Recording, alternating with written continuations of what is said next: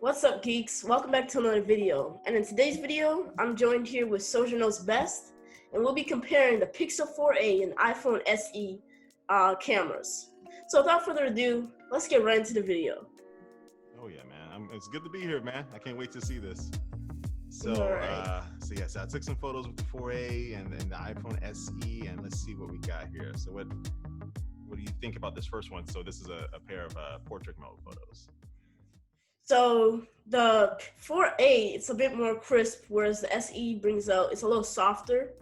But the 4a brings out more details, and you can see all of your little, your dimples and everything on the 4a, whereas the SE, it's softer, the background is brighter, and everything there is, it's like these are two way different pictures, to be honest.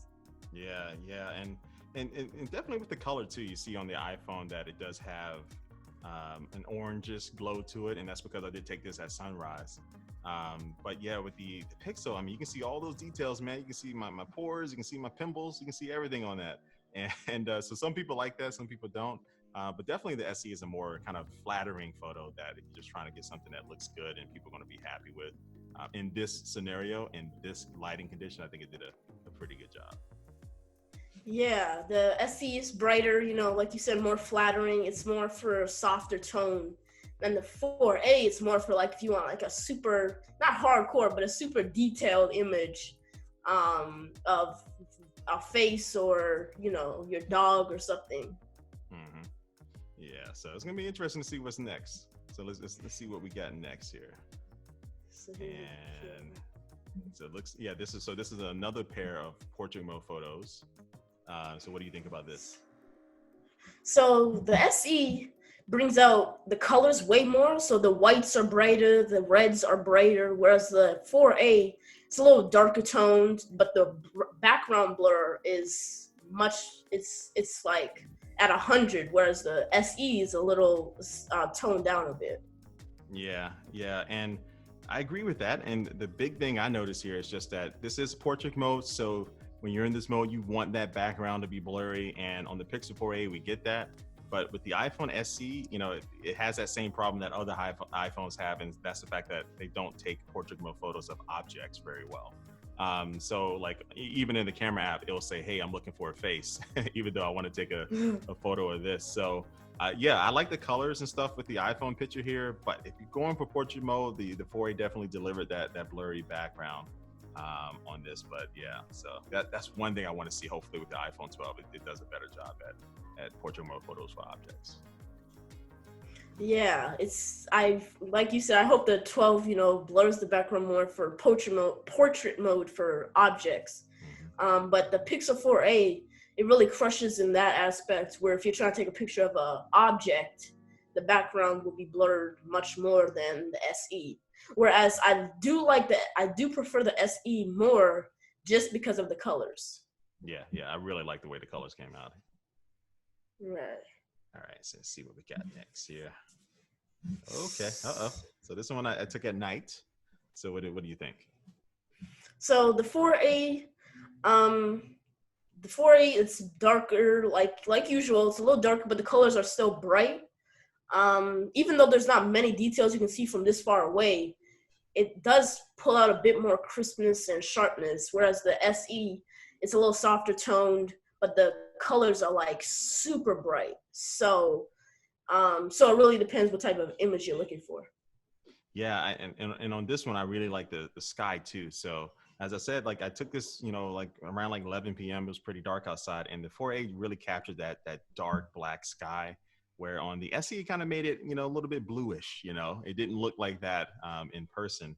And on this one, I did crop in a little bit too. So if you zoom ahead here, you'll see. You can see more of that sky, especially and the detail that you were talking about with the 4a. You do get more detail, where in the SC, it looks a little ashy. You see a little bit of noise there. Right. Yeah, the noise is a little it's not as bad as on the 4a than it is on the SE. The SE, it's not super bad on the SE, but there is like a bit of noise there that some people may not like. Yeah, and that's an important point because neither one of these phones have a telephoto camera or an ultra wide. So if you are trying to like get closer or zoom in and crop in after the fact, that 4A is just going to be better for that because it's going to retain more of that detail. Right. Yeah. All right. So let's see here. Next one. All right. Okay. Okay. So this one, I do prefer the 4A. I like the detail on this one a bit more. It's sharper. The detail you see, it's darker. The light isn't as bright. Whereas the SE, it's a little more orangey, and the colors are more vibrant, which I do like. But I do prefer the detail on the 4A. Yeah, I agree with you there. Like it's a cleaner image as far as like the details that you get. But at this time, I was taking this at sunrise this time, and the SE did have some more of that type of orange glow. Where on the 4A doesn't look like that at all. It looks like it was a lot later on in the day than it really was. But yeah, I mean, I just really like the look of Pixel 4A photos. But on this one, you can just really see that difference in the auto white balance, where on Pixel 4a photos kind of trend towards the cooler side. So it's going to be more of like a bluish tone, where the SE is more warmer. So it's going to get those oranges type of tones to it. So you can really see the difference in how these cameras approach white balance. Yeah, like you said, with like you touched on the 4A makes it look like it's sunset, whereas the SE, actually does look like it's maybe midday or morning time. Yeah, yeah. All right, so let's Let's see see here. next. Oh, I think I And then cropped we in on this one cropped too. in. Okay. But yeah, you can Right. see exactly what you were talking about before. Like that 4A has more detail when you punch in here. Right. Yeah, the SE is a little more noise, but it does handle the stuff really well here. A little better than it did with the Ferris wheel or the other Yeah, pictures there. that's true. That's true. Yeah. All right, let's see So what let's we see got here. here. All right, so this one I also cropped in too, as Okay. well. So what do you think about this? Is the So good old famous St. Louis Arch, a good place to go if you come here. Take the tram up to the top. You can see a lot of the city. Anyway, I oh digress. What do you think? yeah. So the SE, the exposure is like really high. So from like the bottom of the arch to the top, the exposure is really high, and the blue sky looks nice, but I feel like it's a little too white around the arch. Like the white balance and the exposure is a little too high, whereas the 4A keeps it pretty dark. But I do like the sky a bit more on the SE. Yeah, and then yeah, when you're looking at the cropped in image, you can definitely see what you're talking about there with that the bottom of the arch just being overexposed. But then also too, something else I noticed too is that the 4A lifted the shadows up a little bit more when you look at the trees that are kind of closer to you, and also to a little bit left to where the guy is on the ladder. I think the 4A did a bit better job at bringing up some more detail in the trees. What do you think about that?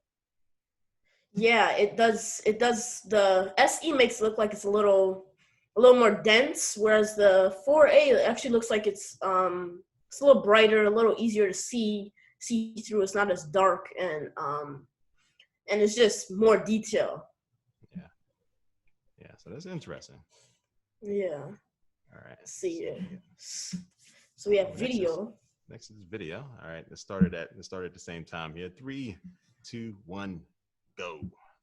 All right. So what do you think? So so the SE, the sky is a little, it's like really the exposure is like really high, whereas the 4A, it's high on the 4A, but it's not as, see here, the SE was too high exposed, whereas the 4A kind of naturally went into the flakes and stuff.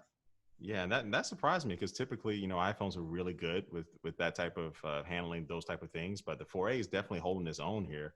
But you can also see the difference in the white balance there. And on this shot too, you can see the image stabilization. Like stabilization is pretty good on the 4A here. Yeah, the 4A really kills the stabilization. The SE is good at it, but there's a little more jiggle. Like when you're walking, there's a little more jiggle than the 4A. And right here, you can see that it's slowing down. I slowed down the footage on the SE because it can record 4K up to 60 frames per second. but the 4A can only do 4K up to 30 frames per second. So that can be big if you like to slow down and get that smooth type of footage. And Right. what do you think about this? This is cool. I like how the colors really do pop on both videos. They're not too far off from each other, to be honest.